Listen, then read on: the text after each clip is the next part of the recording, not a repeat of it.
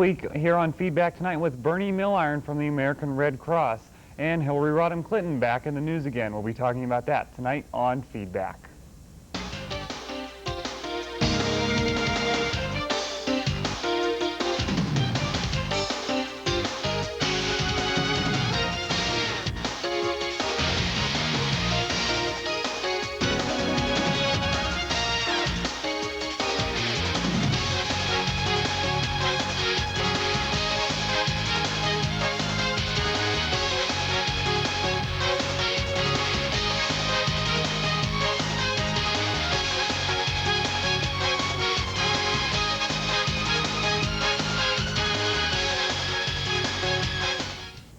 Well, it seems I can't go a week without talking about Hillary Rodham Clinton, so I'm going to do that in a minute. But first, welcome to this Tuesday night edition of Feedback. I'm Mark Despotakis. Coming up a little bit later in the show, we're going to have Bernie Milliron from the American Red Cross here to talk about the things that organization does.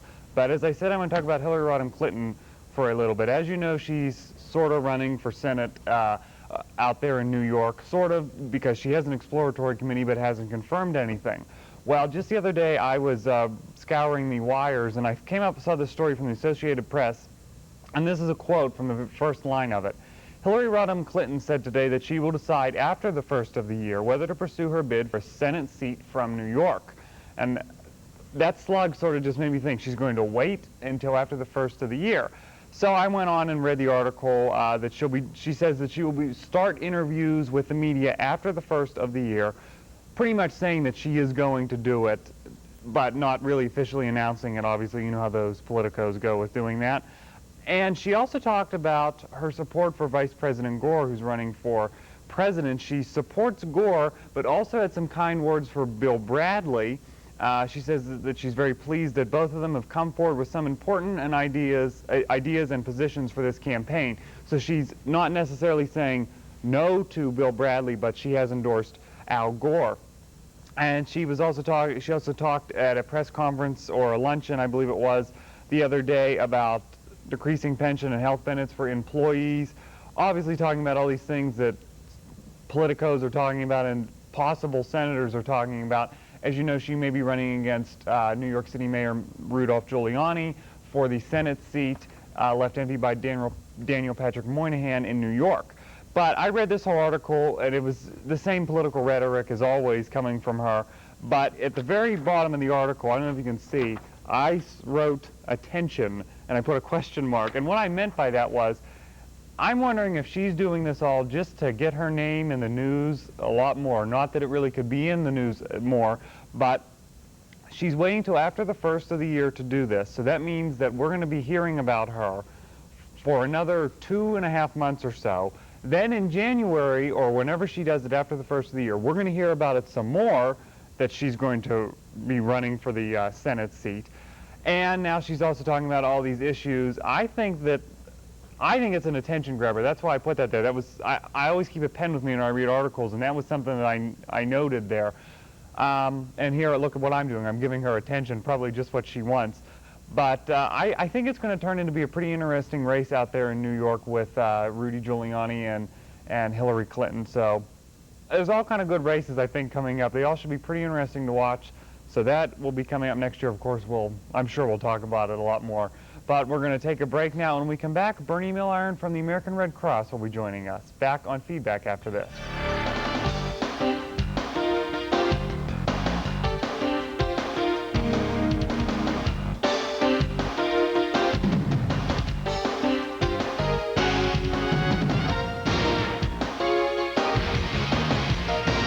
Early years, young children cannot stand on their own. Uniting parents and children is an important part of the life of a community. Stand for Children encourages people to make a personal commitment to stand for the health of children. 300,000 Americans marched in Washington, D.C. last June to support Stand for Children Day. Stand for Children seeks to lift the belief that children need our help to stand.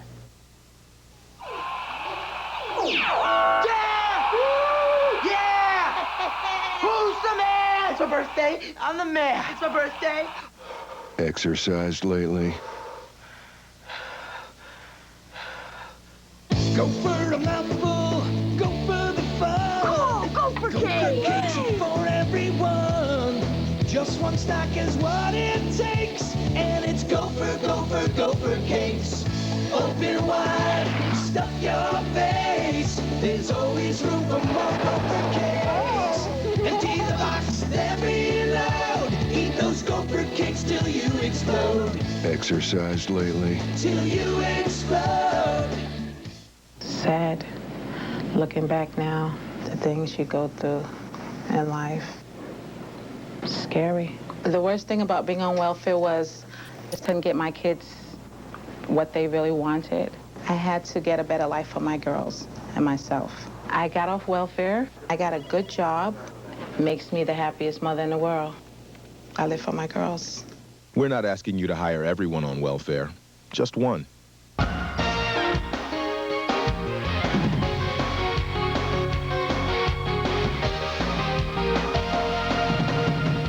Welcome back to Feedback. I'm Mark Despotakis. And as I said earlier, it is Health Week on Feedback because tomorrow night we're going to be talking with someone from the Keeling Health Center. But this evening we have Bernie Milliron from the American Red Cross. Thanks for joining us. Thank you for having me. Let's start off with basically what is your position with the American Red Cross? I am the administrative assistant in the Clarion office of the Red Cross, and I work with the Allegheny Region chapter. But the Clarion office is only serving Clarion County. Oh, okay. What do you do in the office? What's your role? Well, basically my role, since it's a one-girl office, I cover all aspects that the Red Cross handles: the blood, the health and safety, the disaster, and the service to the military. Oh, okay. You sort of jumped ahead. That's a good point. What is an overview of the Red Cross? I think you sort of answered it there, but maybe you want to re-explain that. What does the Red Cross do? We hear it all the time, but what do they do? The Red Cross is the country's #1 emergency disaster response team, and we not only serve the people locally, we also go national. Like we've got volunteers helping out in North Carolina with the hurricane, the flood situation, and anytime there is a national disaster, the volunteers that are trained to do that, we ask who would like to go, and then they're sent into that area to help. They go in, they set up shelters, offering the people that have no alternative means to stay. They provide shelter, food, clothing, just the basics of what they need to get them through this traumatic time. Volunteers, how does that work? Do you have a certain list of volunteers from the Clarion area, maybe in your office and offices around the country? Is that how that works? We have your own counties have your own volunteers, but then in national disasters, we pull them from all the counties and send them. But each county recruits their own volunteers.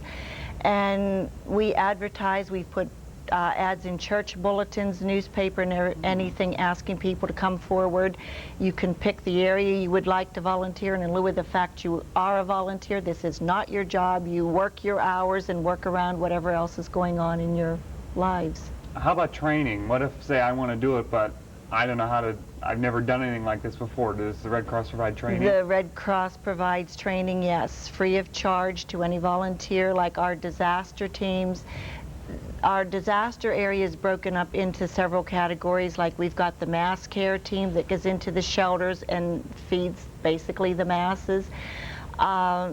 We have the shelter operations, which operates the shelters, and just basically the disaster team that goes in and caters to whatever is needed. And our feeding team, and it is into different areas, and you just go in, like when shelters are opened up, we take like the mass care in, Disaster Health Services comes in and gives actually counseling to any of these victims who are traumatized over what has happened, and because some people really are emotionally distraught over these things, and so there is the Disaster Health Services goes in and offers free counseling to these people. Now, you mentioned some disaster things, but also earlier I heard you say blood and I believe 2 other categories. Can you The service explain to those? the military, the blood, and our health and safety services. Our blood drives are throughout the community. In fact, the university here sponsors blood drives for us. They're placed out throughout the community so as not to overlap each other and pull from another person's territory because a donor can only donate every 56 days. So we have to make sure that we're not pulling from two places at the same time. A lot of the blood drives are community drives. The other ones are just organizations that are sponsored by that organization, and it's their donors that give. Generally, does that blood, say we give here at the university, is that going to stay in the Clarion area? It goes everywhere. It does? It basically goes to wherever it is needed. Okay. And what about the other two aspects of the Red Cross? The service to the military. The service to the military is provided for servicemen who need messages gotten to them about tragedies in their families, and not always tragedies, sometimes births, which is wonderful news. But if there would be a death or illness, a serious operation, this has all gone through the Red Cross. And the reason you're probably thinking, well, why can't this person just call through themselves? The reason for that is if the call has to be placed through the Red Cross, if they're demanding the serviceman have leave or asking permission that he have leave to come home, because the military knows if it comes through the Red Cross, this information has been verified through doctors, nurses, morticians, and this is a legitimate reason to grant this serviceman leave, and that it's not like maybe just a lonely family member who wants him home for that reason. And so if leave is granted, it is a legitimate reason. So if you're sort of working with the government in that one, I would guess, are you considered a government agency? No. No, you're not. The Red Cross is a nonprofit organization, and it is not government funded at all. Most of our funding comes from donations and if there's grants available, but none of it is through the government. Okay, and the last aspect? Is our health and safety courses, which many of the people have taken the health and safety courses. We offer the CPR, the first aid, lifeguarding, CPR for the professional rescuer. We actually offer babysitting training for children aged 11 to 15 who would like to babysit, and this is just basically how to handle emergency situations should they arise. Now, how does that work? How can people get in contact with you to maybe take those courses or to find out what the complete list of courses are? They can call our office at 226-7040. Most of the people that need to take the CPR and the first aid courses know they have to take it because it's a job requirement. So they will call us to find out when our classes are scheduled, or if they have a group large enough, and they prefer 8 to 10, we will go to their facility and train just their employees for one of our health and safety programs, whatever they need. Okay, we're gonna take a break. We're gonna talk a little bit more about the Red Cross when we come back. Interesting, I don't think a lot of people realize all these things that really the Red Cross does. We'll talk a little bit more when we come back after this.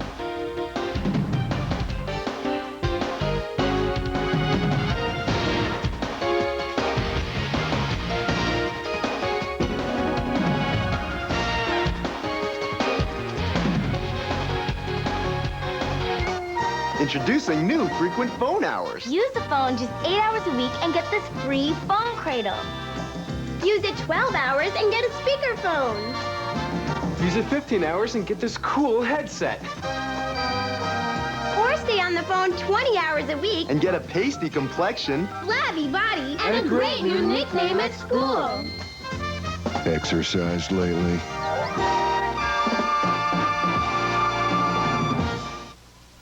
I like all my friends there. I want my mother to be there. My hair's gonna be done so beautiful. A lot of music, a nice blue dress. I want to be beautiful for every single person that goes there. If I get shot, I want to have a nice funeral. Every day, 10 children are killed by gunfire. Help stop the violence. Call 1-800-WE-PREVENT for free information. Not one more lost life. Not one more grieving family. Not one more. It's not just about making plans. It's about making a difference and taking an interest, not just earning it. At every more than investing. It's about knowing you. My every hope, my life, my world, it all begins with a dream. Edward Jones, investing in you and your dreams. In Clarion, see Gary Martin, located on Main Street. Phone 226-7896.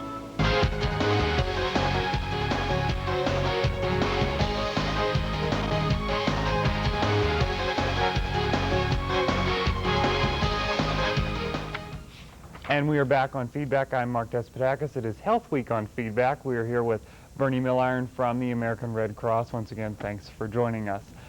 Before the break, we were talking about training that the American Red Cross offers. Can you explain that a little bit more? Is that done out of your office? Is that done out of the chapter? Or is that something nationally?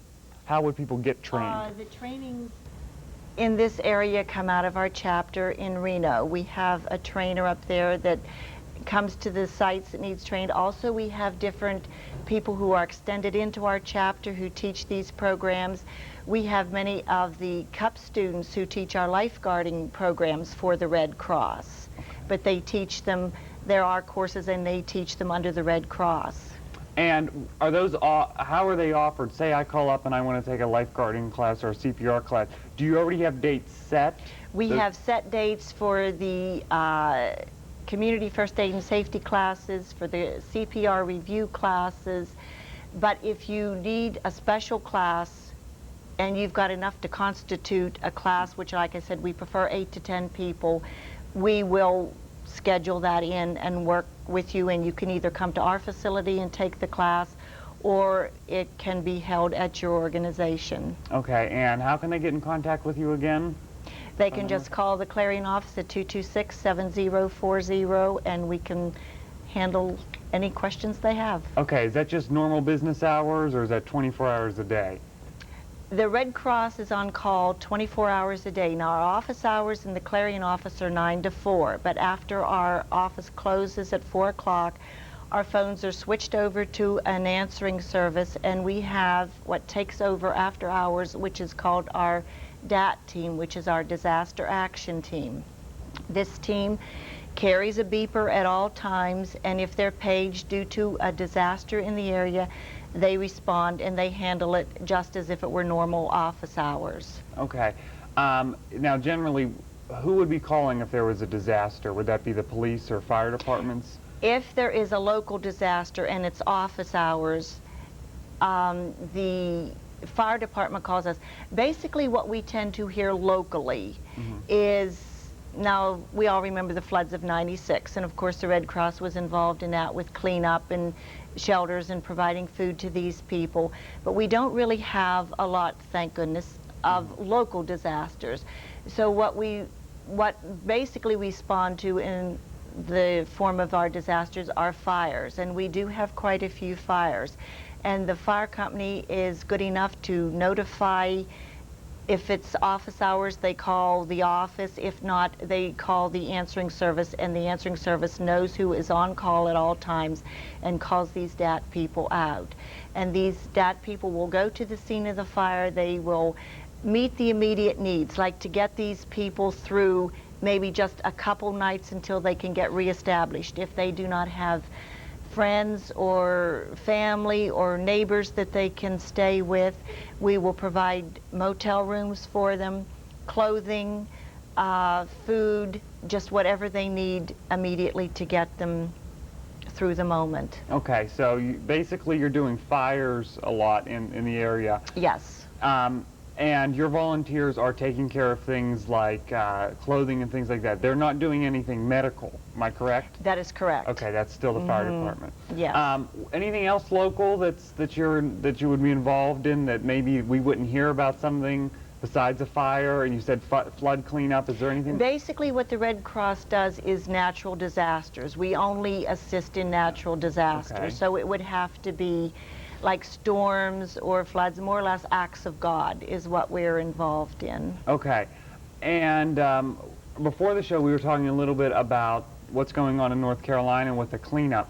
Do volunteers from local chapters go to that? Is that how that works? Yes. In fact, I was in a meeting and they came in and they said, how many people would like to go to North Carolina, and those that wanted to go and were trained to go. There's certain trainings that you have to go through in order to be able to deal with the disasters. Like there's trainings that to take prior to, and anybody that's qualified to go and is willing to go, we send them.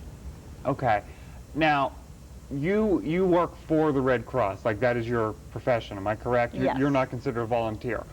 So would you be able to, would you be a person who might go to North Carolina, or would you coordinate local people, local volunteers? If I had the training in that area to go. Now I've got like just local disasters, but I am not trained to go national yet.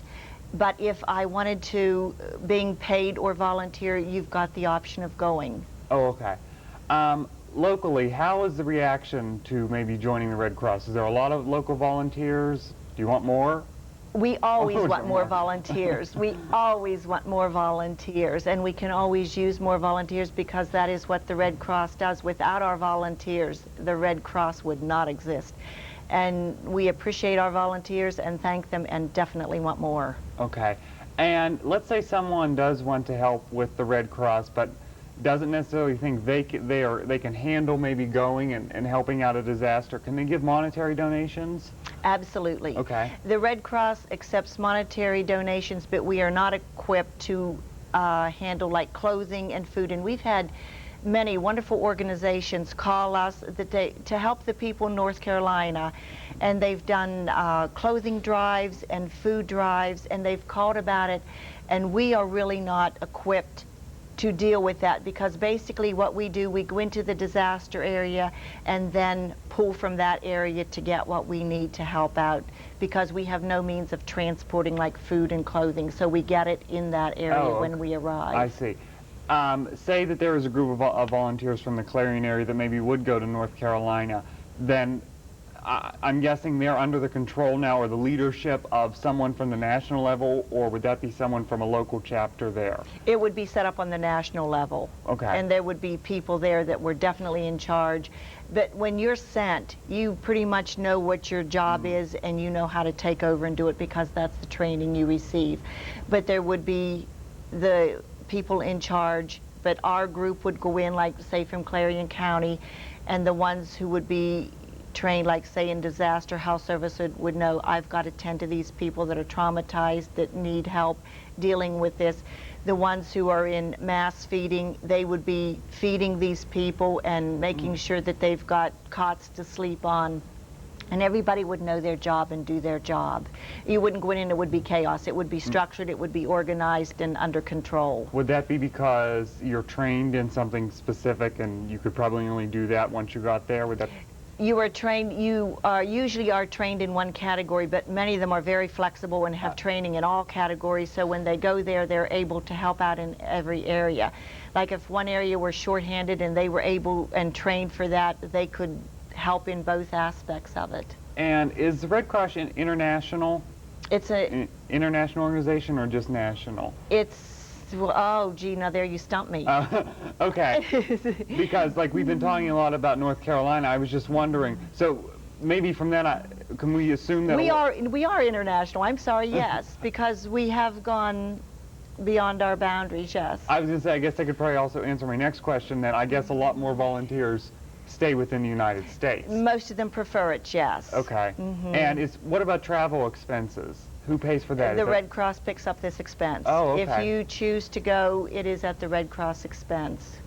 Okay, back to funding a little bit. You were saying maybe I want to make a monetary donation. I could just do that. But how else do you get funding? I mean, I'm sure that provides a good source of money, but that, for such a large organization, that couldn't provide everything, could it? If we like can get grants and things like that, grants are available to us, and basically it's just through our volunteers and the grants and the monetary contributions. It seems like, you know, such an large organization. It is a very large organization, yes. Hear about so much. Now you said you were for Clarion County, but you're part of the Allegheny chapter. The Allegheny chapter, yes. Okay, and is that just Western Pennsylvania? Do you know the boundaries of that? I'm not sure of the boundaries of that, because our main office is in Reno, which is just outside of Franklin. And then we have Meadville in that area too, and then the Clarion. And how much of that the Allegheny region actually takes in, I'm really not sure, and I should know that. That's all right. Back to training for a little bit here. We were saying CPR and things like that, and the babysitting thing, I found that kind of interesting. Does it cost to take those classes? Yes, it does. The community first aid and safety class is a $35 class, and then like if you're doing a review, like if you're doing like a CPR review and you already have your book, which you should because you've had this class before, the fee is less for that. It's like $21 if you've got your own book, and then it's $27 if you have to get the book again. But usually the people that come in to do the review have already taken the class, and their certification is close to expiring, so they renew to keep it active. Oh, so you can be certified in something, but it does expire? It does expire, yes. Is that in every category? Or just is that just sort of a general thing? Most the CPR you take every year. Oh, okay. And then the first aid and safety is, or the first aid is good for 3 years, but you renew every year for the CPR. And that's why a lot of them will come in and like just do a CPR review as opposed to taking the whole course, which would be the first aid and the CPR. Okay, let's just give a quick recap here. What are the 4 things again that the Red Cross does? Blood, which everybody thinks of when they think of the Red Cross is blood, but as you can see, we do so much more. We do the disaster, we do the health and safety programs, and the service to the military. And this is all 24-hour services, which the health and safety you don't need after hours, and the blood mobiles, but the service to the military and the disaster is 24-hour service, and there is always somebody ready to respond. Okay, and how can people get in contact with your office if they want to volunteer or give a monetary donation? They can either call or basically just call us at the number 226-7040, and usually when they donate like to disaster, we ask that you specify what this is for. Like we've got a lot of donations that come in that is just made out to the Red Cross, so this can go to help any aspect. But if they want to specifically donate to a disaster area like North Carolina, we ask that you please mark on your check disaster fund and then the area you want it to go to, like North Carolina or wherever you designate. All right, well, thank you for joining us. We appreciate it. We learned a lot about the Red Cross this evening. We'll be back after this.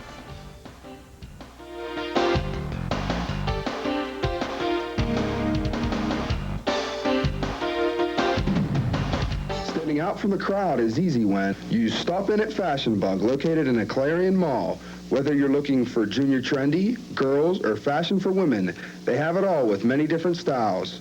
With our newly expanded shoe and accessory department, you're surely to find that special touch to enhance that new outfit.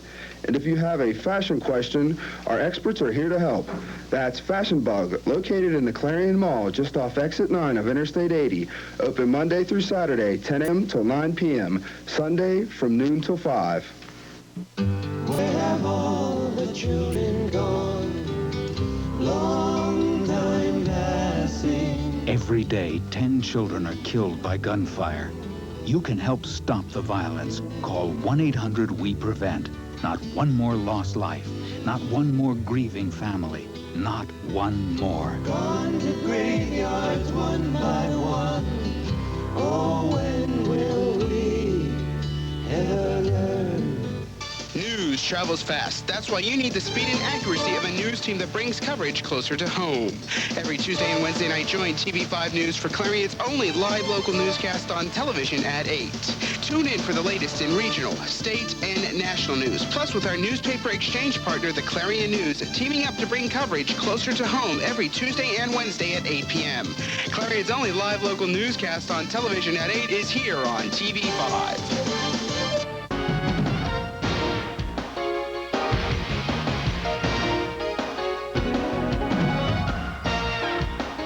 And we're back here on Feedback. We want to thank Bernie Milliron from the American Red Cross for joining us. Pretty interesting show. And coming up tomorrow, Health Week continues with a representative from the Healing Health Center. We'll see you tomorrow night.